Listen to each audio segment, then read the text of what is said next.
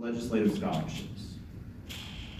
When I first got to the Illinois legislature, there were these things called legislative scholarships, where a member of the General Assembly, like me, could give 100% tuition waivers, free tuition to public universities in Illinois to 4 students of our choice from our district. Right, so in a world of insane and unjust and rising tuition, the way to get free public college was to have a politician want to give you free public college. Which in some districts doubtless was used to identify deserving students who had no other possible ability to pay. And in other districts was used to reward students whose parents were donors or who helped gather petition signatures to get the elected official on the ballot or so forth.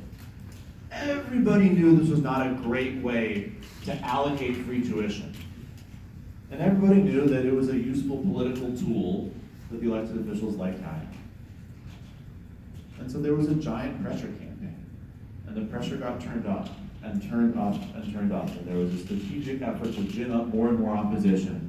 And after a number of years of that effort, a calculation got made by the people in power who basically figured, listen, we love being able to give away these scholarships and reward donors and so on and so forth. We love that for sure. But we love it less than we hate the political pain we're suffering right now from people being angry at us. So screw it. We'll pass the law, get rid of the scholarships, rip off the Band-Aid, and move on. And that's exactly what happened when the scholarships are gone. So that's certainly one tactic that can work.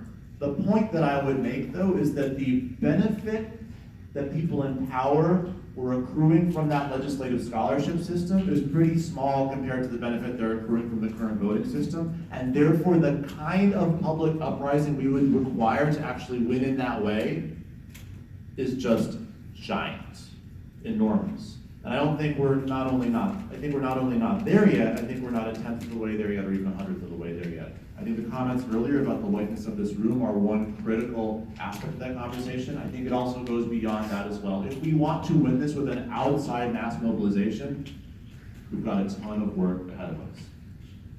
Now there's another way that we achieved a reform in Illinois that was seemed impossible for a long time. When I first ran for office, I know it's going to sound kind of quaint.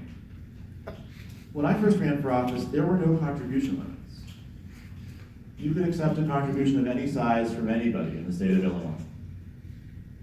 And there were federal contribution limits. Other states had campaign contribution limits. But here in Illinois, an individual or a corporation for that matter could give $100,000, $1 million contributions, and they did. And then Rod Blagojevich went to prison, and there was a feeling in the legislature of like, oh shit. Am I allowed to say that? Yeah. Forgot to read the rules. Sorry. Anyway, there was a feeling in the legislature of, oh shit, we have to do something. We have to pass a law that will at least demonstrate that we get that there's a problem with campaign finance and large contributions and corruption, and so we'll pass something. And those of us who are watching the current election cycle understand that the law that we have in place is flawed in super important ways. It needs to be improved in a whole giant ton of ways, but the fact remains that there are now contribution limits in place that are effective in the sense that for most candidates in most races in the state, there are hard ceilings on what they can accept, because the legislature just felt like, okay, we've got no choice but to respond to this crisis. So that's the other option. We can wait for a disaster that's so extraordinarily severe that the legislature will feel that they simply have no choice, but in order to appease enraged public, enact ranked choice voting. But there's one other option that I want to mention, which is, I think, especially relevant given that there are a whole bunch of people in this room, and people who feel passionately, people who care deeply, which is that there's extraordinary power in having someone in a legislature feel that a certain issue is by far their top priority. Right? Most of us me included, probably will include, I don't know, he'll tell us soon. Most of us run for office because we want to do 8 things, or 12 things, or 3 things. And then we get to the legislature and we've got to figure out how to trade off between those different priorities. And, you know, damn it, I really care about ranked choice voting, but at the end of the day, I wanted to pass some other bills, and so I didn't lie down in front of the right tractor at the right time in the Capitol to make that hearing happen.